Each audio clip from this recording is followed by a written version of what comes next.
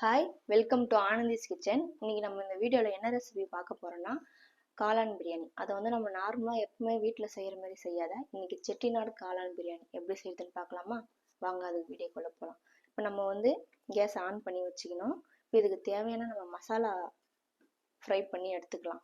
அதுக்கு வந்து நம்மளே வீட்டில் இப்போ ரெடி பண்ணி அதுக்கு மசாலா போட போகிறோம். நம்ம இதுக்கு எக்ஸ்ட்ரா நம்ம எந்த ஒரு மசாலாவும் அது கூட நம்ம சேர்க்க போகிறது இல்லை. அதுக்கு நம்ம இப்போ நான் ஒரு கடாயில் ஒரு ஸ்பூன் எண்ணெய் ஊற்றிக்கிறேன்.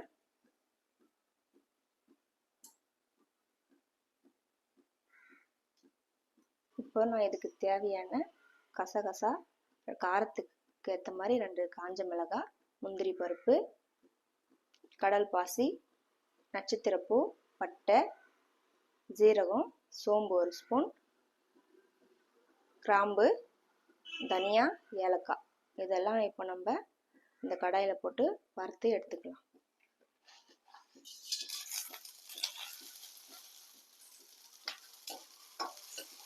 நம்ம சிம்பிளே வச்சு இதை நம்ம நல்லா இதனுடைய நிறம் மாறுற அளவுக்கு நம்ம இதை வறுத்துக்கலாம்.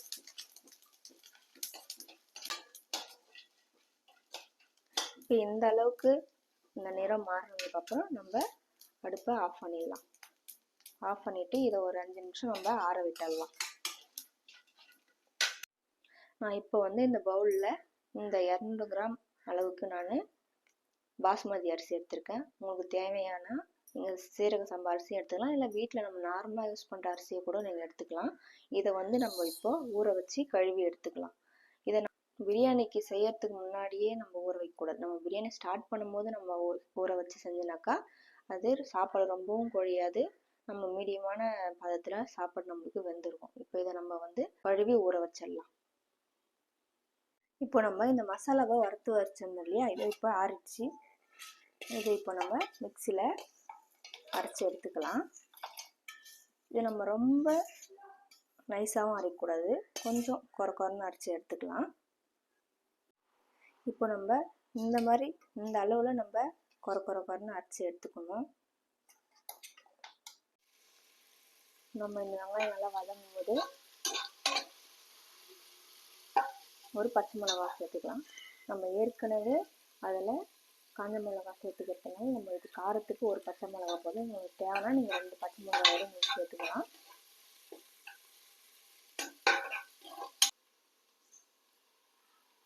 வெங்காயம் இந்த மாதிரி வதங்கி வரப்பே நம்ம ஒரு டேபிள் ஸ்பூன் இஞ்சி பூண்டு விழுது சேர்த்துக்கலாம்.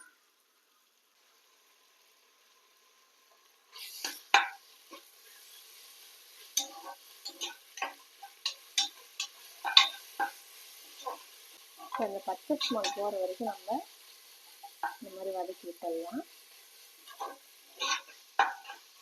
இப்போ இதில் வந்து நம்ம கொத்தமல்லி கொஞ்சம், ஒரு கை அளவுக்கு புதினா சேர்த்து நல்லா வதக்கி விட்டுடலாம்.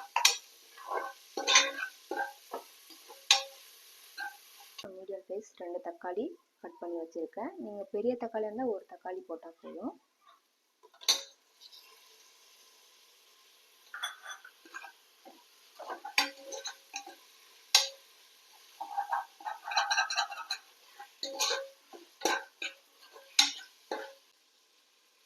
இந்த தக்காளி வதங்குறப்பவே நம்ம ஒரு 1/2 டீஸ்பூன் மஞ்சள் சேர்த்துக்கலாம்.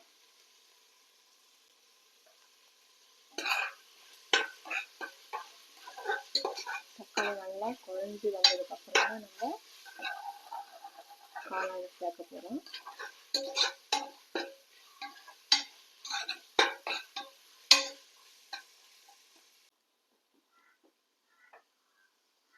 இந்த அளவுக்கு வதங்கும் போதே நம்ம இன்னும் கொஞ்சம் புதினா,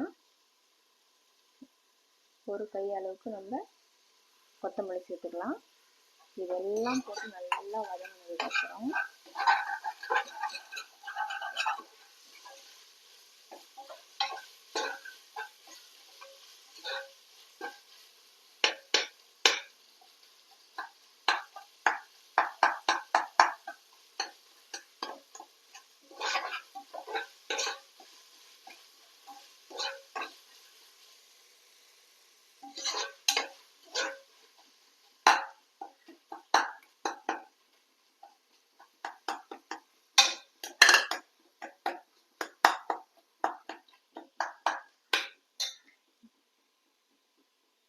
இப்போ நம்ம 1 ஸ்பூன் தயிர் சேர்த்துக்கலாம். நல்லா புளிப்பு இல்லாத தயிராக சேர்த்துக்கலாம். நம்ம ரொம்ப புளிப்பாக இருந்தால் அப்புறம் சாதம் ரொம்ப புளிப்பாக இருக்கும். அதனால் புளிப்பு இல்லாமல் தயிரை 1 ஸ்பூன் சேர்த்துக்கலாம்.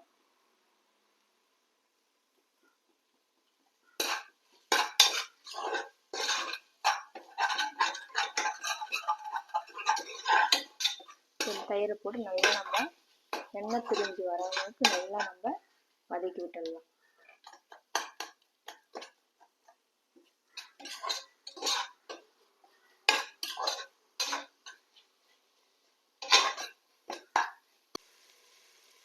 இந்த அளவுக்கு நல்லா நம்ம எண்ணெய் பிரிஞ்சு வந்ததுக்கப்புறம்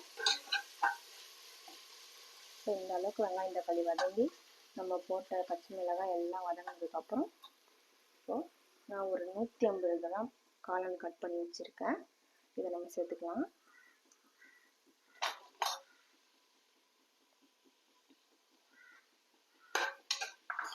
காளான் நல்லா நம்ம போட்டு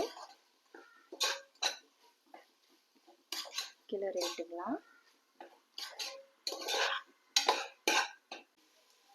இப்போ இது தேவையான அளவுக்கு உப்பு, நான் 1 ஸ்பூன் கல் உப்பு சேர்த்துக்கிறேன். உங்களுக்கு தேவையான நீங்கள் சால்ட் உப்பு கூட சேர்த்துக்கலாம்.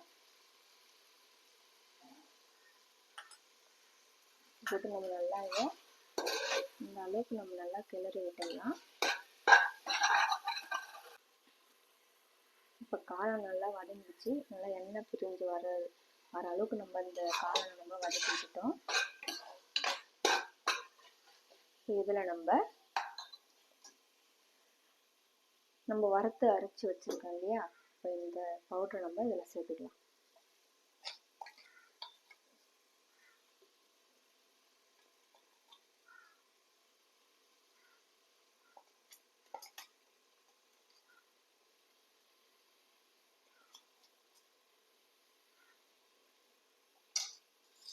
இப்போ நம்ம இது எல்லாத்தையும் சேர்த்து நல்லா கிளறி விடலாம்.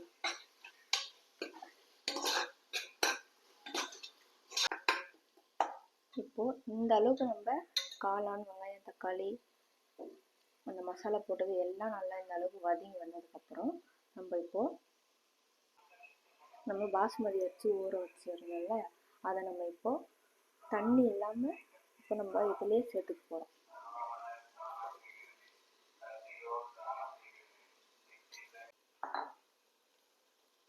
இப்போ நம்ம இந்த அரிசியை போட்டு இது கூடவே நம்ம நல்லா கிளறி விட்டலாம். இப்போ அரிசியை நம்ம இது கூடவே போடும்போது இன்னும் நம்மளுக்கு நல்லா டேஸ்ட்டு கொடுக்கும்.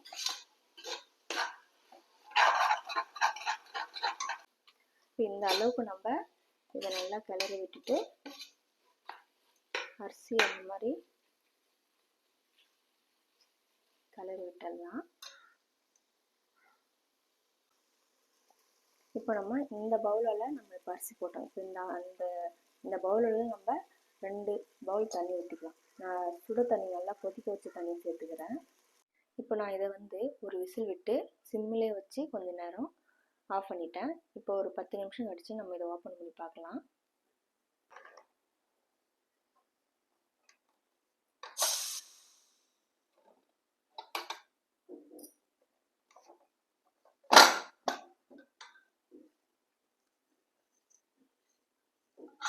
பார்த்தீங்கன்னா நல்லா சூப்பராக நம்மளுக்கு பிரியாணி நல்லா மஷ்ரூம் பிரியாணி நம்ம நல்லா வந்திருக்கு. இப்போ நம்ம இதை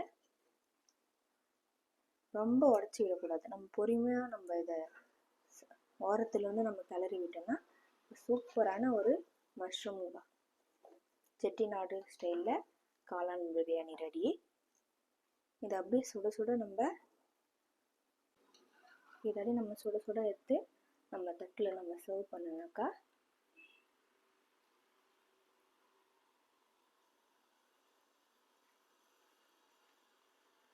இப்போது செட்டிநாடு காளான் பிரியாணி ரெடி ஆயிடுச்சு. இதை அப்படியே நம்ம சுட சுட நம்ம பிளேட்டில் நம்ம சர்வ் பண்ணி சாப்பிட்டோன்னாக்கா டேஸ்ட் இன்னும் சூப்பராக இருக்கும். நீங்களும் உங்கள் வீட்டில் நான் சொன்ன இந்த ரெசிபியை ட்ரை பண்ணி பார்த்துட்டு கமெண்ட் பாக்ஸில் கமெண்ட் பண்ணுங்கள், லைக் பண்ணுங்கள், ஷேர் பண்ணுங்கள். என்னுடைய வீடியோ உங்களுக்கு பிடிச்சிருந்தா சப்ஸ்கிரைப் பண்ணுங்கள். தேங்க்யூ.